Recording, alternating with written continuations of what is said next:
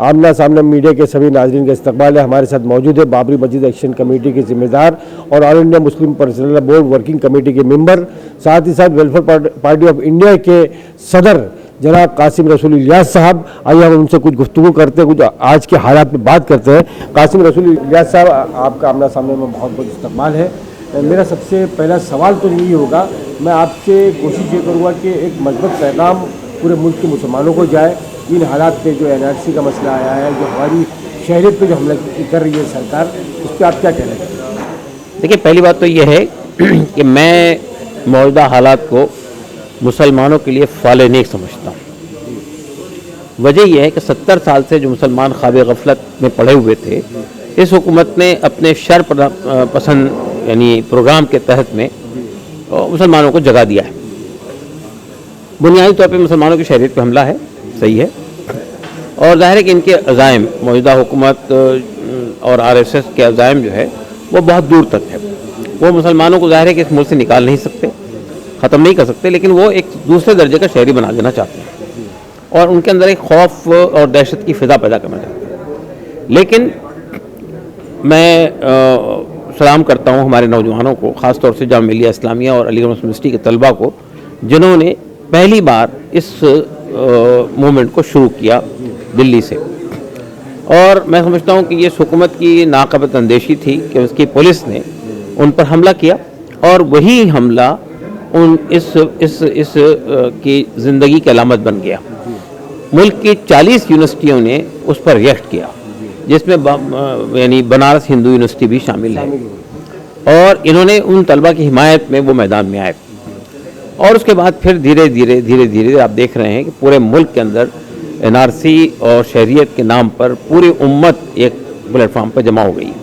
और मसला सिर्फ उम्मत तक महदूद नहीं रहा, अब गैर मुस्लिमों के भी एक अच्छी सिविल सोसाइटी के लोग, नामवर लोग भी इस तहरीक का हिस्सा बनते जा रहे हैं धीरे धीरे। और हुकूमत बहरहाल हम ये कह सकते हैं वो चाहे कितना ही ऐलान करें कि हम इसमें 1 इंच पीछे नहीं हटेंगे, लेकिन हुकूमत इस वक्त डिफेंसिव है। पहले उन्होंने ये कहा कि ये शहरियत CAA का जो कानून है वो किसी की शहरियत छीनने के लिए नहीं है, बल्कि शहरियत देने के लिए है। फिर ये कहा कि NRC हम नाफिज नहीं करेंगे। फिर NPR की जो बात आई उसमें कहने लगे कि जो डाटा हमने मांगा है ज़रूरी नहीं कि हर आदमी पूरा डाटा दे। तो ये धीरे धीरे डिफेंसिव होती जा रही है और हमें यकीन है इंशाअल्लाह अज़ीज़ ये तहरीक अगर पूरी ताकत और क़ुव्वत से इसी तरह जिस तरह वो जारी है इसी तरह जारी रही और उसका फोकस ये रहा कि वो इसे हिंदू मुस्लिम मसला न बनने दे, बजाय उसका फोकस ये रहे कि ये मुल्क के दस्तूर पर हमला है, मुल्क के कॉन्स्टिट्यूशन की दफ़ा 14, 15, 16 पर हमला है, मुल्क के कॉन्स्टिट्यूशन के प्रियम्बल पर हमला है। और इस बुनियाद पर वो यहाँ की दूसरी आबादी को भी साथ जोड़ने की कोशिश करे, जैसा कि वो कर रही है। तो हम समझते हैं कि ये इस उम्मत के लिए फ़ाले नेक साबित होगा। मसला सिर्फ शहरियत तक महदूद नहीं रहेगा, इसके बाद जो उम्मत के दीगर मसाइल हैं उन मसाइल को भी आप इस तरीके से हल कर सकेंगे। जमहूरियत के अंदर सबसे बड़ी बात ये होती है कि आप अपनी आवाज़ को कितनी ताकत और क़ुव्वत से उठा सकते हैं, और ये उठाते वक्त में आप नॉन वायलेंट तरीके से, कोई वायलेंस ना हो, कोई तशद्दुद ना हो, अपनी आवाज़ को ताकत साथ रखिए। यही मुल्क की आज़ादी के वक्त में गांधी जी और दूसरी अफराद ने जो आज़ादी की लड़ाई लड़ी थी उसमें उन्होंने नॉन वायलेंट अप्रोच अख्तियार करके वो तहरीक कामयाबी तक हमकिनार हुई थी। अगर आप इसी तरीके से मैदान में रहेंगे तो इंशाअल्लाह अज़ीज़ आपको कामयाबी मिलेगी, और सिर्फ कामयाबी शहरियत बहाल होने तक नहीं होगी, यानी शहरियत मनसूख करने की जो कोशिश हो रही है उस तक रुकावट नहीं होगी, बल्कि इस उम्मत के रिवाइवल के लिए, उसकी निशत सानिया के लिए, इसकी अहया के लिए ये मामला आगे बढ़ेगा। मैं ये देख रहा हूँ या पूरा मुल्क देख रहा है कि ये पूरी जो तहरीक जो है NRC को लेके पूरे स्टूडेंट्स के हाथ में है।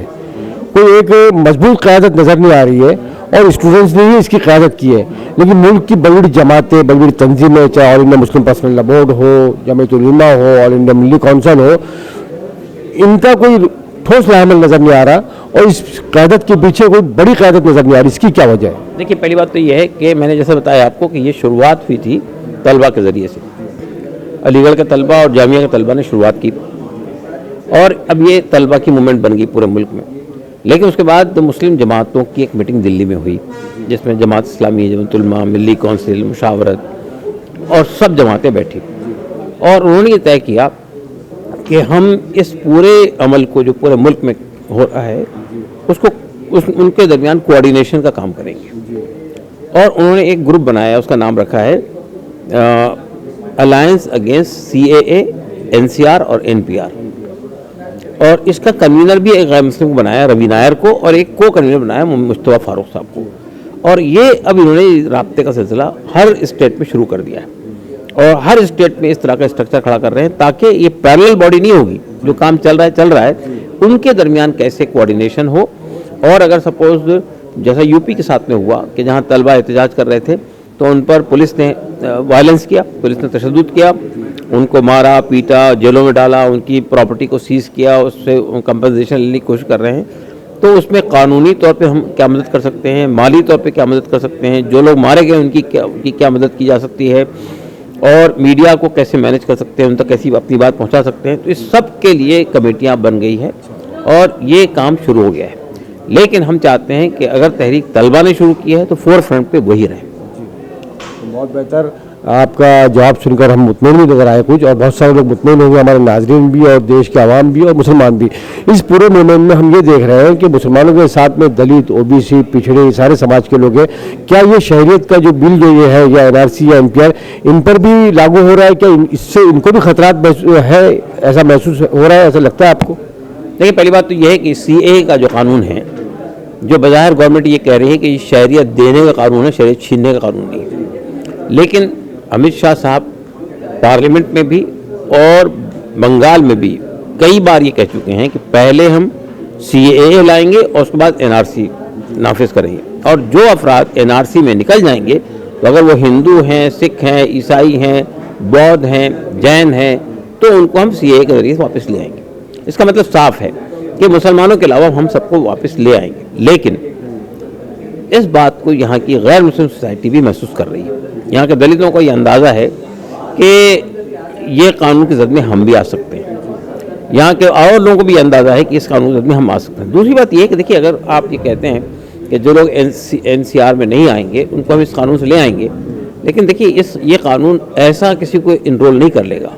اسے یہ کہنا پڑے گا کہ میں بنگلہ دیش سے, پاکستان سے, افغانستان سے آیا ہوا ہوں اور میرے ساتھ ظلم ہوا ہے, اتیاچار ہوا ہے, اس لیے وہاں سے بھاگ کر یہاں آیا ہوں.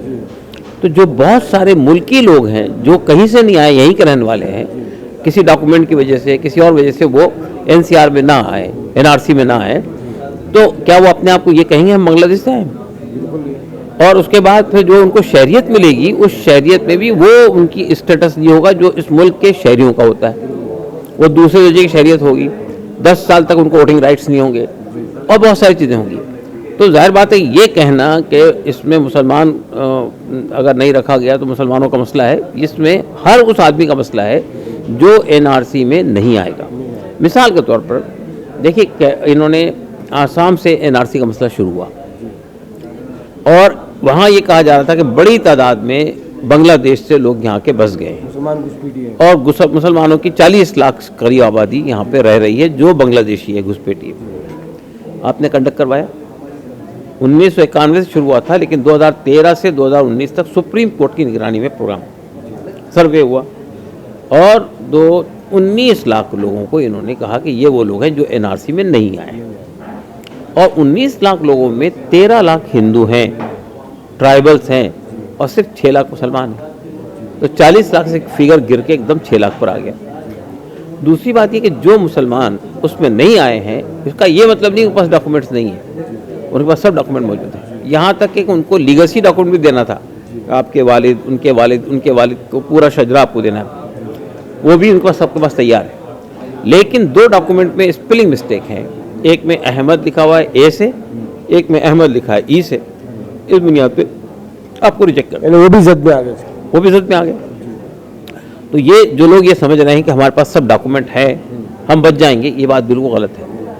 جو طریقہ ہے ان لوگوں نے جو اختیار کیا تھا, وہ طریقہ ایسا غلط تھا کہ صرف معمولی اسپیلنگ مسٹیک کی بنیاد پر آپ نے ان کو نکال باہر کیا. تو میں یہ کہنا چاہتا ہوں کہ یہ جو NCR کا جو قانون ہے یا NPR کا جو NPR میں بعد میں آتے ہیں, NRC کا جو قانون ہے, وہ قانون صرف مسلمانوں کو افیکٹ نہیں کرے گا, یہاں کے غیر مسلموں کو بھی افیکٹ کرے گا, یہاں کے سکھوں کو, عیسائیوں کو, دلتوں کو, آدیواسیوں کو, जैनियों को, बौद्धों को, पारसियों को, सबको हिट करेगा। और ये एक आप सोचिए कि यहाँ पर एक बड़ी तादाद ऐसे लोगों की होगी, 40% 50% तो होंगे जिनके पास डॉक्यूमेंट्स नहीं होंगे, सब डॉक्यूमेंट्स नहीं होंगे। कि बहुत से लोग हैं जिनके बाप दादा के डॉक्यूमेंट्स कहाँ से लाएंगे, और कुछ आदिवासी हैं, कोई ऐसे लोग हैं जो डॉक्यूमेंट्स जमा ही नहीं करा सकते। बिल्कुल बिल्कुल बिल्कुल। आपके यहाँ महाराष्ट्र में पारदी एक कम्युनिटी है, वो एक जगह ठहरती नहीं, वो चलती रहती है हर जगह।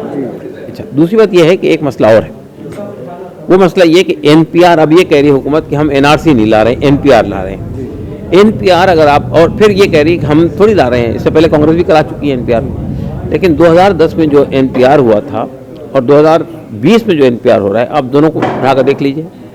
2010 का एनपीआर में आपने जो इन्फॉर्मेशन मांगी थी और अब जो मांग रहे हैं उसमें आप पासपोर्ट मांग रहे हैं, आधार कार्ड मांग रहे हैं, वोटर आईडी कार्ड मांग रहे हैं, आपके बाप और आपकी माँ कहाँ पैदा हुई थी और कब पैदा हुई थी उसके रिकॉर्ड मांग रहे हैं। ये क्या हर आदमी कर लेगा इसको? अच्छा, फिर दूसरी बात है कि आप कह रहे हैं कि हम एनआरसी नहीं करेंगे, जबकि आप ये कह चुके हैं कि एनपीआर एनआरसी की फर्स्ट स्टेज है, एनपीआर को ही हम एनआरसी में ट्रांसफर कर सकते हैं। तो ये धोखा देने की कोशिश कर रहे हैं। एक तरह से जो इतने बड़े जो एहतजाज जारी है उसके बाद में एनपीआर की बात आई, कहीं ना कहीं ये प्रेशर हुकूमत पे भी था और चोर दरवाजे से इन्होंने ये लाने की कोशिश की है, इसको हम इस तरह से ही मान सकते हैं। देखिए, चोर दरवाजे जरूर ला रहे हैं, लेकिन हमारा मानना ये है और मुसलमानों के यहाँ इस मसले पर कोशिश हो रही है कि इत्तेफाक राय से हम किसी नतीजे तक पहुँच जाए। हमारा मानना ये है कि हमें किसी डॉक्यूमेंटेशन के चक्कर में नहीं पड़ना चाहिए, हमें एनपीआर का बाइकआउट करना चाहिए और एनपीआर के प्रोसेस में शामिल नहीं होना चाहिए। सिरे से हमें कोई फॉर्म ही नहीं भरना चाहिए। बिल्कुल नहीं, एनपीआर का कोई फॉर्म नहीं भरना चाहिए। आप सिर्फ सेंसस करवाइए, सेंसस में हम शामिल हो रहे हैं, सेंसस के अलावा हमको कोई शहरियत का सबूत देने की कोई ज़रूरत नहीं।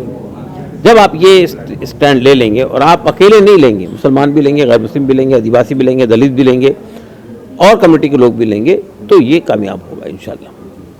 बहुत बहुत शुक्रिया आमना सामना मीडिया से बात करने के लिए, बहुत बहुत शुक्रिया। अल्लाह हाफिज़।